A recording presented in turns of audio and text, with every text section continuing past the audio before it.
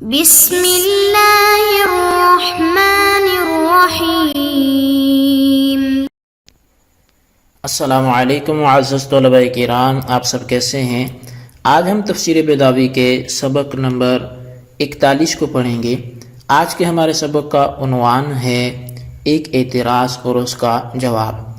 آج کے ہمارے سبق کی عبارت اضاف اسم الفاعل الی الظرف سے شروع ہوتی ہے۔ آئیے سب سے پہلے عبارت پڑھ کر اس کا ترجمہ کرتے ہیں، اس کے بعد وضاحت کی طرف بڑھتے ہیں۔ مصنف علیہ رحمہ لکھتے ہیں اضاف اسم الفاعل الى الظرف اجراء له مجرى المفعول به على الاتساع كقولهم يا سارق الليلة أهل الدار، ومعناه ملك الأمور يوم الدين على طریقتی ملک الامور یوم الدین علی طریقتی، ونادى اصحاب الجنة او له الملک فی هذا اليوم على وجه الاستمرار۔ اس میں فاعل لفظ مالک کو ظرف یعنی یوم کی طرف مضاف کر دیا، ظرف کو علی سبیل التوسع مفعول به کے قائم مقام بنانے کی وجہ سے، جیسے ان کا قول یا سارق اللیلۃ اہل الدار، اور اس کا معنی ہوگا کہ اللہ تعالیٰ تمام امور کا مالک ہے یوم جزا میں۔ یہ معنی ونادى اصحاب الجنت کے انداز پر ہے، یعنی آئندہ ہونے والی چیز کو بصیغہ ماضی تعبیر کیا گیا۔ تو یا معنی ہوگا کہ اللہ تعالیٰ کے لیے دائمی بادشاہت ہوگی اس دن، یعنی اس دن میں، اور یہ معنی اس لیے کیے گا تاکہ مالک کی اضافت لتکون الاضافت حقیقیۃ معدۃ لوقوعہ صفۃ للمعرفۃ، تاکہ مالک کی اضافت حقیقی مان بھی ہو جائے جو مالک میں معرفہ کی صفت بنانے کی صلاحیت پیدا کر دے۔ وقیل الدین والشریعۃ وقیل الطاعۃ والمعنی یوم جزاء الدین، اور کہا گیا کہ دین شریعت کے معنی میں، اور کہا گیا کہ طاعت مراد ہے، اور معنی ہوگا یوم جزاء الدین۔ وتخصیص اليوم بالاضافۃ اما لتعظیمہ او لتفردہ تعالی بنفوذ الامر فیہ، اور یوم کی اضافت کے ساتھ خاص کرنا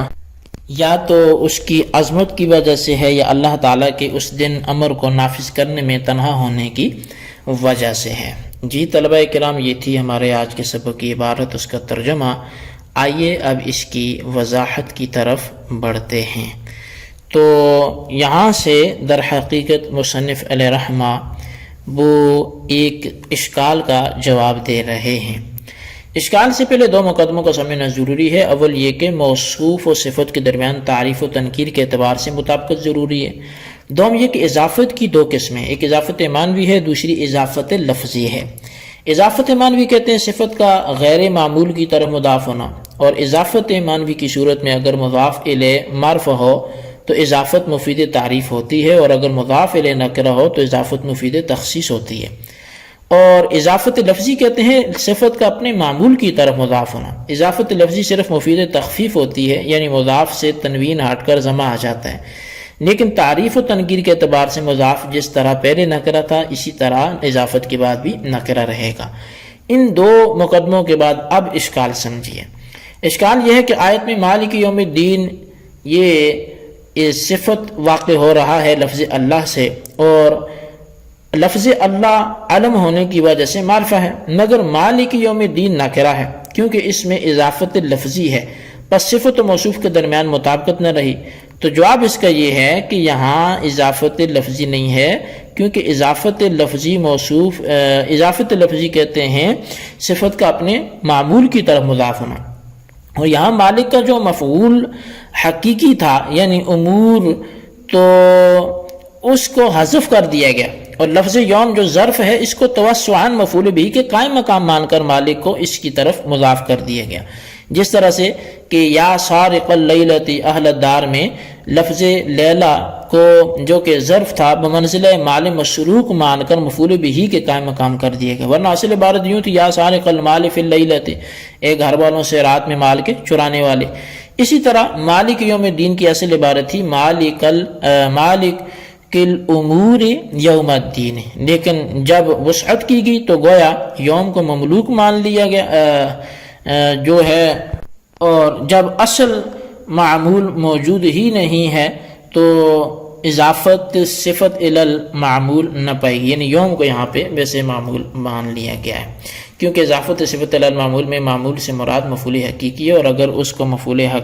حقیقتاً مان بھی لیا جائے تو وسعتاً تو ہم یہ کہیں گے کہ اس میں فاعل یہاں عمل ہی نہیں کر رہا، کیونکہ اس میں فاعل کے عمل کرنے کی شرط یہ ہے کہ وہ حال یا استقبال کے معنی میں ہو،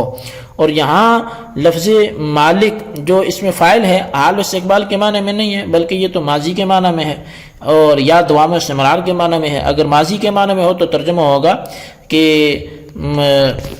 ملک الامور یوم الدین ہے، کیونکہ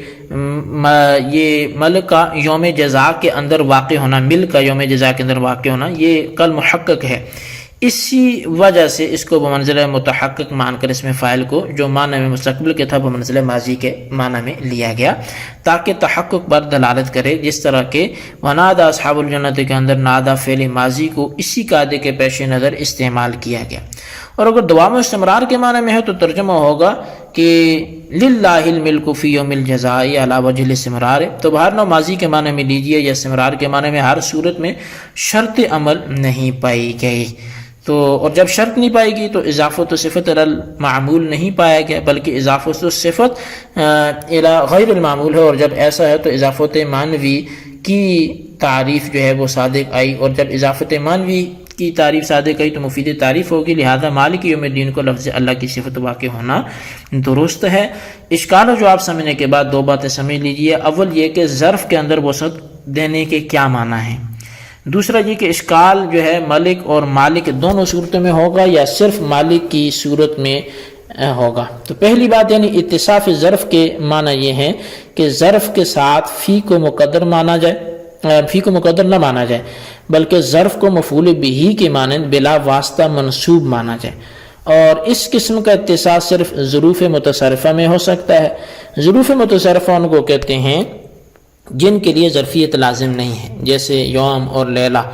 یعنی رات، تو ان کو آپ برسبیل توسع بغیر تقدیر فی کے مرفوع مجرور منصوب بنا سکتے ہیں۔ دوسری بات یہ ہے کہ یہ اشکال مالک کی قرات پر واقع ہوگا یا ملک کی قرات پر، تو یہ اشکال مالک کی قرات پر تو واقع ہوگا، ملک کی قرات پر نہیں ہوگا، کیونکہ ملک کی صورت میں اضافت معنوی ہوگی، اس لیے کہ ملک صفت مشبہ ہے جو لازم سے مشتق ہوتا ہے، اور لازم کا کوئی مفعول نہیں ہوتا، پس ایسے ہی یہاں پر بھی ملک کا